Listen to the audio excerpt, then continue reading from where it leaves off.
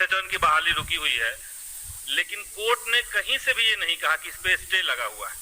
Court ये नहीं कह रहा है। कोर्ट कह रहा है कि सरकार और विभाग इस पर निर्णय ले।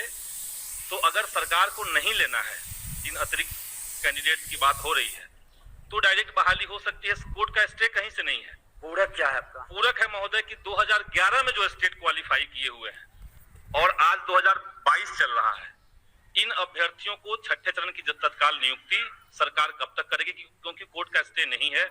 और सातवें चरण की नियुक्ति कब शुरू की जाएगी, क्योंकि सरकार की तरफ से अब तक 3 साल से ये लोग वेटिंग में है सातवें चरण के लिए। सरकार की तरफ से कई एक बार कहा गया है कि मार्च में आएगा, जनवरी में आएगा, फरवरी में आएगा, वो डेट बढ़ता जा रहा है। माननीय मंत्री जी, महोदय, माननीय सदस्य ने शायद हमने जो कहा ठीक से सुना नहीं। हमने कहीं नहीं कहा है कि कोर्ट ने स्थगित कर दिया है। हमारे शब्दों पर आपने ध्यान नहीं दिया। हमने कहा कि न्यायिक हस्तक्षेप हुआ है।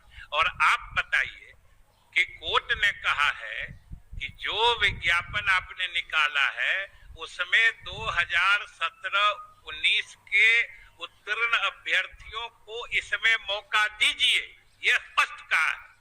जो हम लोगों के विज्ञापन के हिसाब से वो उसमें पात्रता नहीं रखते थे, और उसने कहा कि इनको छठे चरण में ही मौका दीजिए और इसमें आप आगे की कार्रवाई करिए। अब आप बताइए, उसी के लिए तो हमने उतनी बातें कही, उसको बता दिया विस्तार से।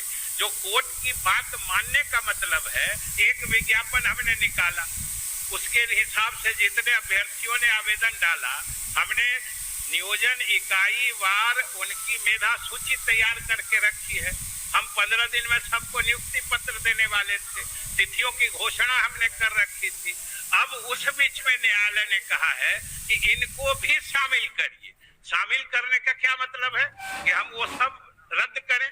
वही तो हमने शुरू में कहा कि हम फिर से विज्ञापित करें, फिर से वो आवेदन डालेंगे, फिर से नियोजन इकाई वार मेधा सूची बनेगी। वही तो हम कह रहे हैं कि उन्होंने जो कहा है, जिस ढंग से हस्तक्षेप किया है, उसके निहितार्थ ये सब है। उन्होंने स्थगित मैंने शब्द नहीं कहा है, लेकिन जो बातें उन्होंने कही है वो स्थगित से भी ज्यादा गहरे